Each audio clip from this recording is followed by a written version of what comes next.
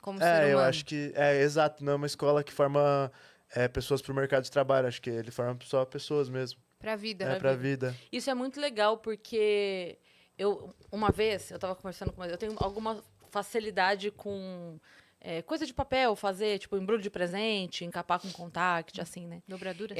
Eu gosto bastante. E aí, uma vez, uma pessoa perguntou pra mim assim, você acha que isso foi do magistério ou da pedagogia? Sim. Porque eu fiz as duas coisas, né? Obrigado, Aí eu Dani. falei, nem uma coisa nem outra, foi da pré-escola. Eu tenho certeza que foi, tipo, os ensinamentos da pré-escola que eu tive. De corte, recorte. Porque depois, na verdade, você vai aperfeiçoando. Mas a noção básica de recorte, de colar, de dobrar, sabe, de você começar a ter a noção dos seus movimentos finos, né? Sim. Porque criança, a gente não tem muita noção do movimento não pinça, aquela tem coisa mais delicada, né? esse tato, né? É. Mas, cara, eu sempre gostei de coisas artísticas, assim, né? De criação e tal. E aí eu acho que essa escola foi uma iniciação, porque desenha no carvão, sabe? Era uma escola bem natural, assim, também, alimentação. Mas, enfim, o ensino... Você passava o dia lá. Não o dia inteiro. Depois, quando foi ficando mais velho, daí tinha 2 vezes por semana aula à tarde, né? Que aí a gente incluía outras matérias e, né? Daí começa a entrar uma parte que a gente tem mais prova, né? Começa a ter... Porque no começo, quando você é criança, eles não aplicam prova dessa maneira. Avalia o comportamento da criança na aula. Eu gostei muito, sim, cara. Acho que é uma escola muito fera, assim, sabe? Foi muito importante pra mim ter estudado lá. E seus pais faziam o quê? Então, a minha mãe é psicóloga, só que ela atuava como professora, né? Aqui em São Paulo na época. Pra faculdade, assim? Não. Não, ensino médio. Ah, ensino médio. Se eu não me engano, na época, sim. Mas aí depois, agora ela trabalha na escola Waldorf também. Ah, é? Aí ela faz uma parte envolvendo essa parte de pedagogia, lógico que ela estuda, mas também de psicologia. Sim, né? sempre tem uma Ela faz auxílio psicóloga das coordenadora, né? crianças, ela é meio coordenadora. Sei. Na minha escola tinha Isso. uma psicóloga E coordenadora. meu pai, ele sempre foi comerciante, sempre teve esse espírito empreendedor e tal. Aí aqui em São Paulo ele tinha desde de moço, assim, né? Acho que ele tinha, sei lá, uns 18 anos, 19 anos, ele começou a trabalhar vendendo produtos de limpeza, né? Acho que no começo ele É importante fazia. citar o que eles fazem pro decorrer da história, né? Eu acho que sim, um pouco. Seu pai tinha uma lojinha pequena e aos poucos foi crescendo, é isso? Era bem pequena. Ele começou até vendendo numa Kombi, sabe? Que passa na rua, assim, vendendo produtos de limpeza. Aí depois ele alugou um espacinho pequeno, aí ele fazia os próprios produtos de limpeza dele, daí com o tempo ele se tornou revendedor, foi aumentando a empresa dele, né? E, pô, muito, muito legal, assim, e tal. Mas aí que chegou o momento, né, do que a gente entra na história. Tá. Meu pai, ele tinha uma banda que ele sempre gostou de tocar sax por hobby, né? E aí, um show que a gente foi ver do meu pai. Você tem um irmão, né? Mais novo. Exato. Tem um irmão mais novo e tem uma prima também que tava com a gente, né, nesse dia. Na época você tinha quantos anos? Eu tinha 8 anos. Tá. Eu tinha 8 anos e o meu irmão tinha 6, essa minha prima também. Aí a gente tava nessa casa de show, assistiu o show do meu pai e tal.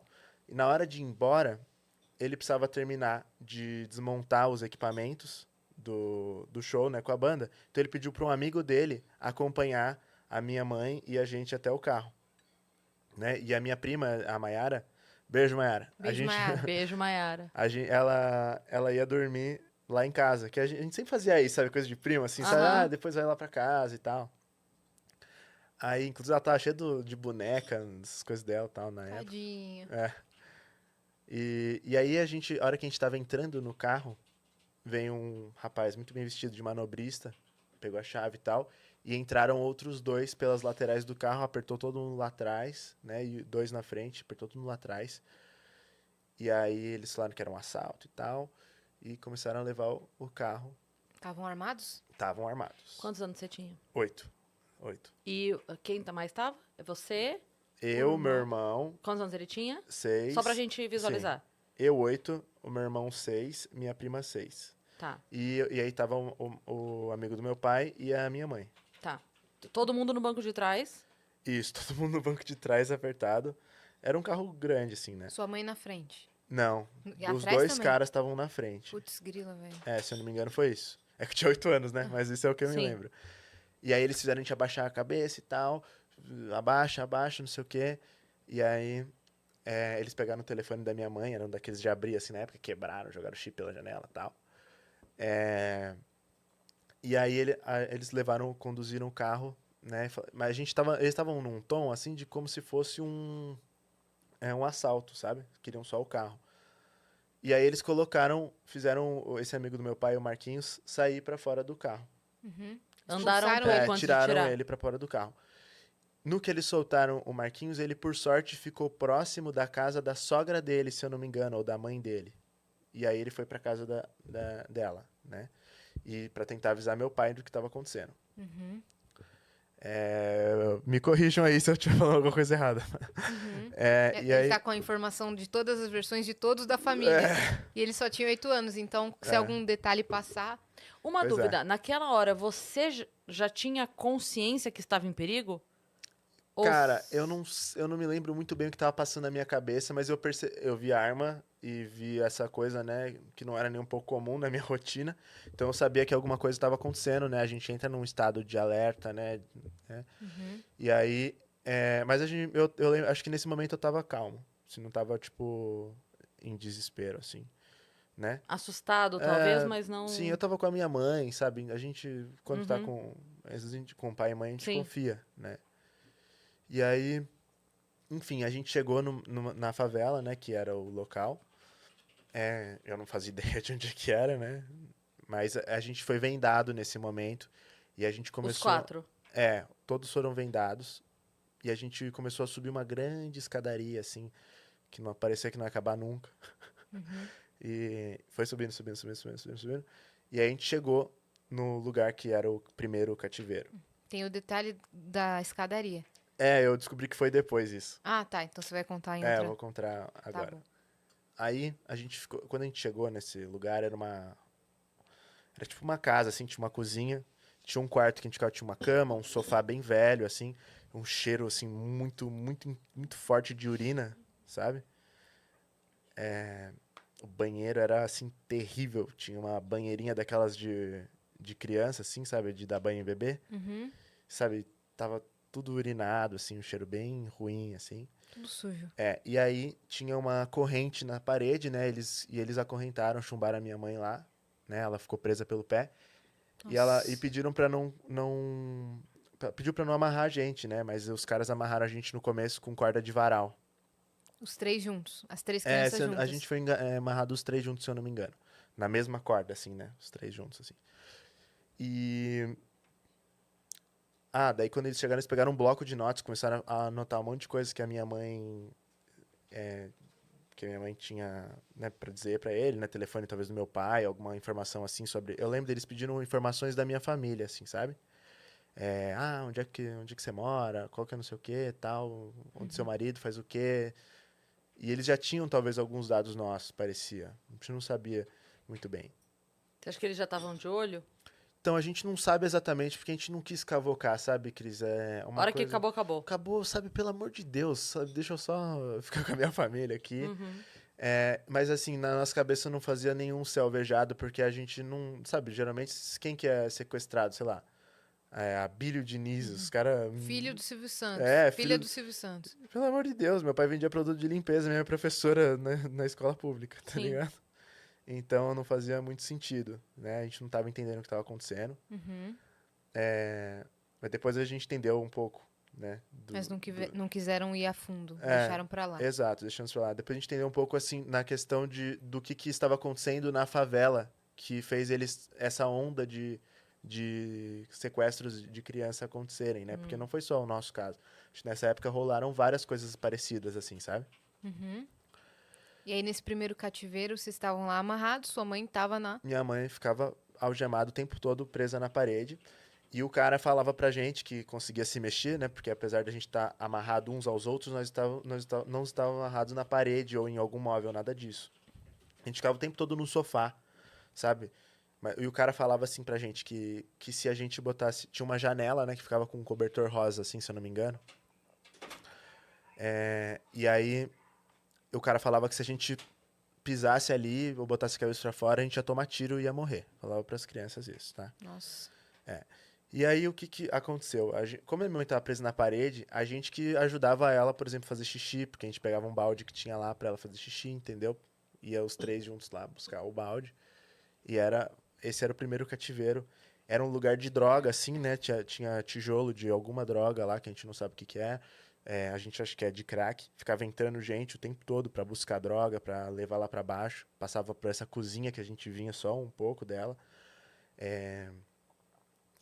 Vocês comiam?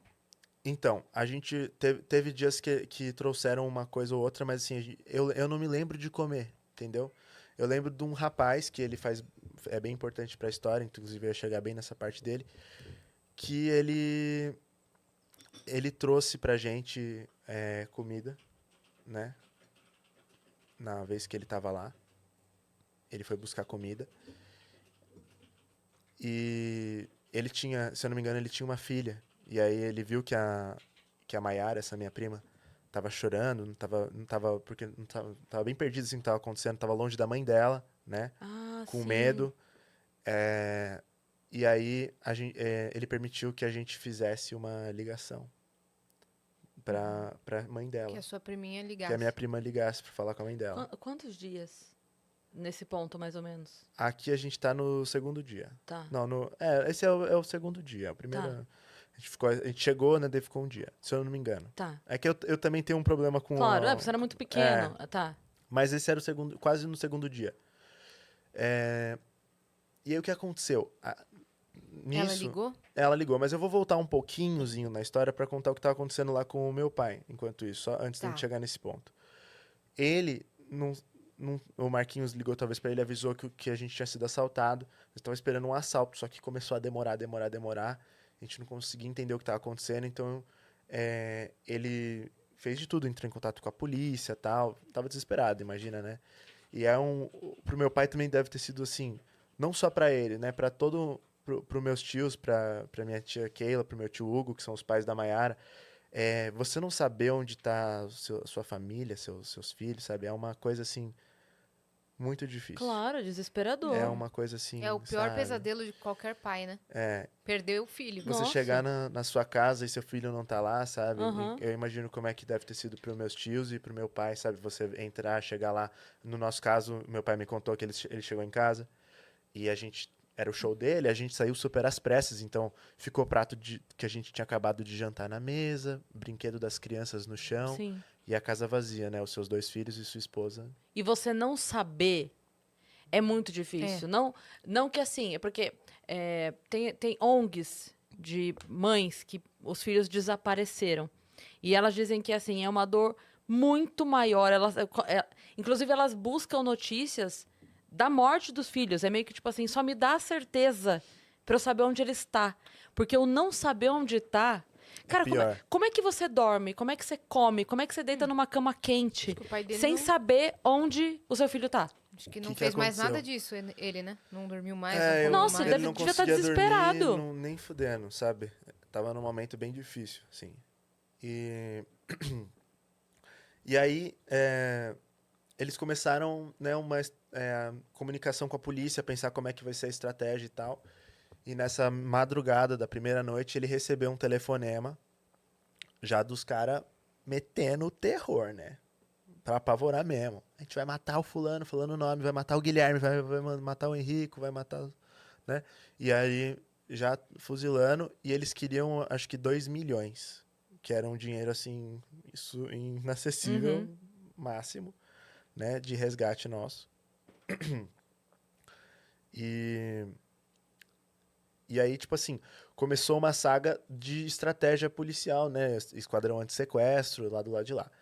E do lado de cá, né, nesses primeiros dias, aconteceu desse rapaz, né? A gente tava lá no cativeiro, ele emprestou esse celular pra ligar, pra minha prima ligar, e no que ela ligou, o telefone da casa da minha tia já estava totalmente grampeado, né? E aí, eles pegaram a antena onde recebeu esse sinal, então sabiam a região, porque assim, sem esse norte, tudo fica mais difícil, porque meu pai chegou na delegacia, os caras abriram um mapa assim na parede, assim, tinha, sei lá, uns 500 pontos vermelhos. Aí eles falaram assim, olha, seus filhos estão em um desses 500 pontos, né? Que são possíveis regiões onde... né? Uhum. Então, assim, tipo, meu, é uma... E são possíveis, né? Possíveis, Em São pode ser que não Paulo tenha nada só. a ver, só em São Paulo, né? Então, assim, sabe, tipo, mano...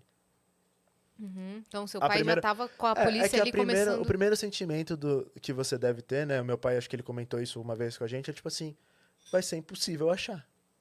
Eu ia achar que seria impossível, velho. Eu ia ficar morrendo de desespero. Eu ia morrer de desespero.